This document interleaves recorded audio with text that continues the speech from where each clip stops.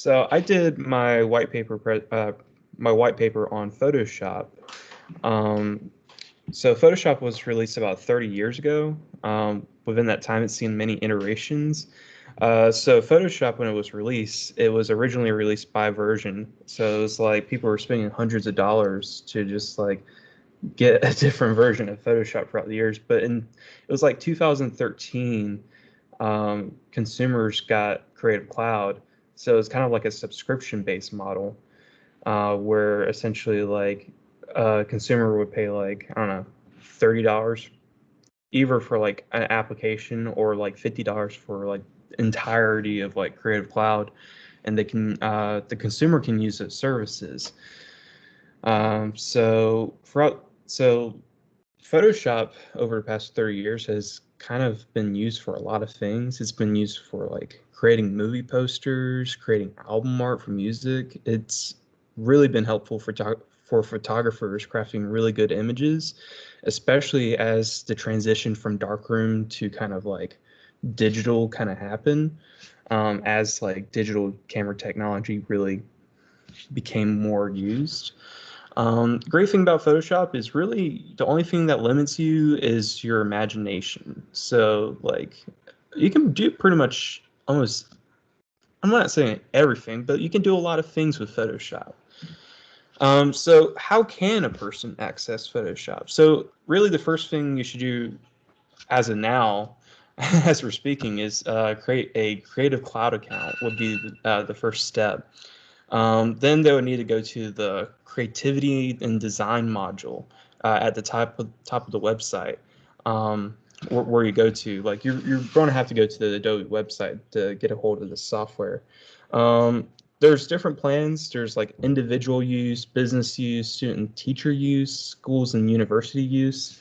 Um, and Photoshop is really good. You can use it in a lot of ways, especially in art education. I think it really benefits both art teachers and students. Like, as you can see, and by previous projects, is like you can create really educative, like visual posters. You can talking about either like, I don't know, a creative medium such as like drawing, photography, printmaking, and you can create these educated posters. And you can even talk about maybe just like an element of design.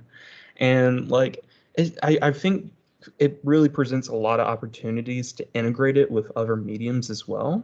Like, I think it's a great thing to integrate with like photography or drawing or like even printmaking. Like some of these like things you might not even think about, but you can really, in my opinion, integrate it. So here's what I think about like the integration of Photoshop.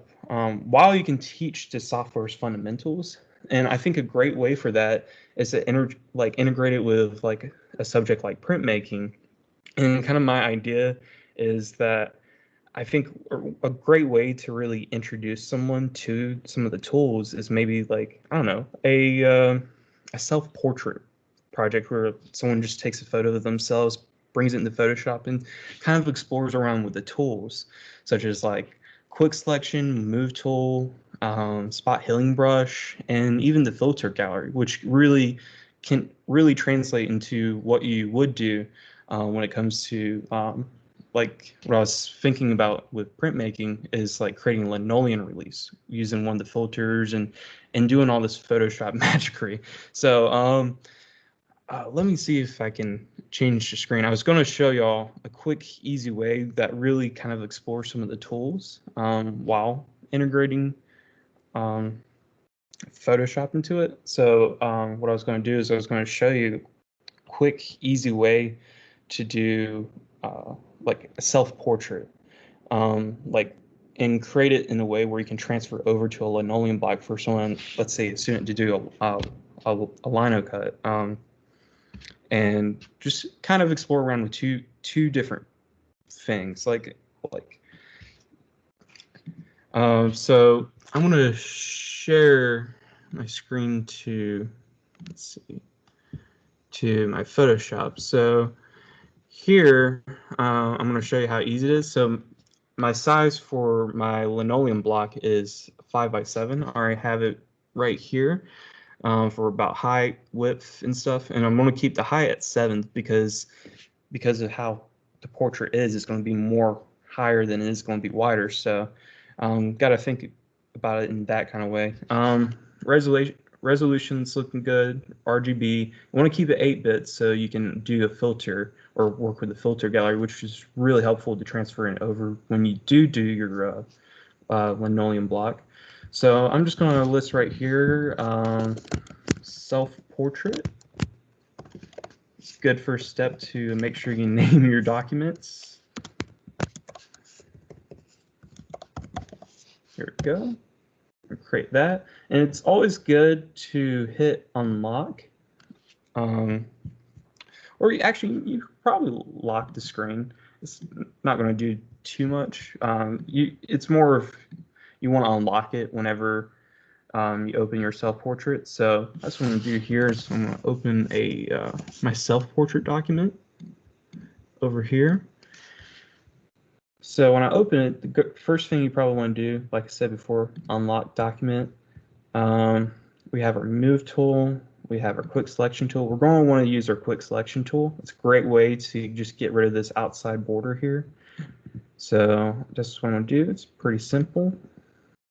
And because of the filter we're going to be using, you don't have to worry about too many details. Like you can go through with an eraser tool and kind of clean it up a bit, which is always a good thing to do. So what I'm going to do here is I'm going to hit delete, get rid of that.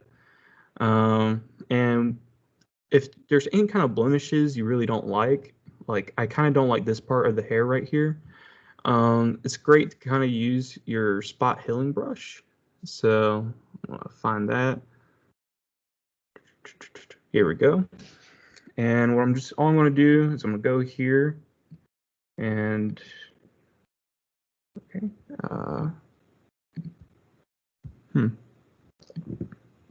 Oh, don't forget to deselect, which is what I just forgot to do.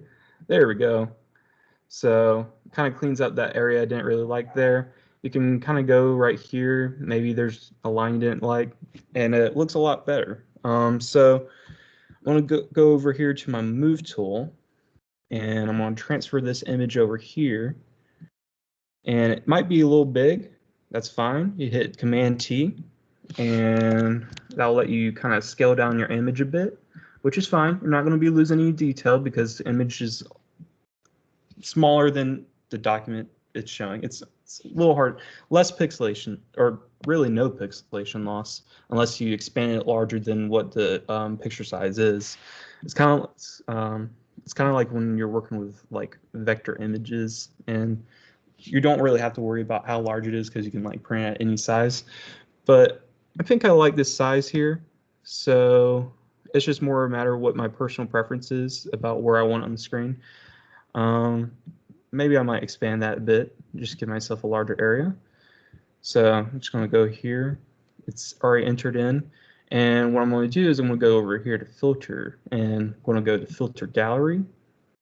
And one of the filters here is stamp. That's the one we're going to be using, if we're going to be transferring over to a linoleum block. This mode here kind of lets you play around and see like what kind of areas you like, and like, do you like more dark areas, like let's say around the neck? This is a great way to play around with it. You don't want to lose too much detail. So I think I like kind of the balance right here, kind of. So I think I'm gonna hit OK. And if there's any kind of like rough looking areas, that's fine. You can use the eraser tool and kind of clean that up a bit in some of these areas. It's just kind of up to your personal preference, and you got to think, how is this going to translate over to linoleum whenever you're like kind of like cutting out the detail, kind of like relieving the detail. So certain areas right here, kind of just want to maybe clean up a bit. It's fine, but all up to personal preference. So we're just going to go here. I think it looks fine. So we're just going to go to File, and what we're going to do is save on computer, So self-portrait document, going to probably want to hit JPEG because you're going to be printing it out, and save. And so pretty much after you save it, you just open the document. It's going to print two sides because that's kind of like the document areas or document size you put in before you open this document here. So it should translate accurately to when you print it out on paper for your printer. Just don't hit like scale fit the page or anything because it should automatically be the size it is and transfer it over to the size your linoleum block is. So that's about pretty much it. It's not hard, not difficult, just simple basic uses of tools. Great introduction in my opinion. And yeah.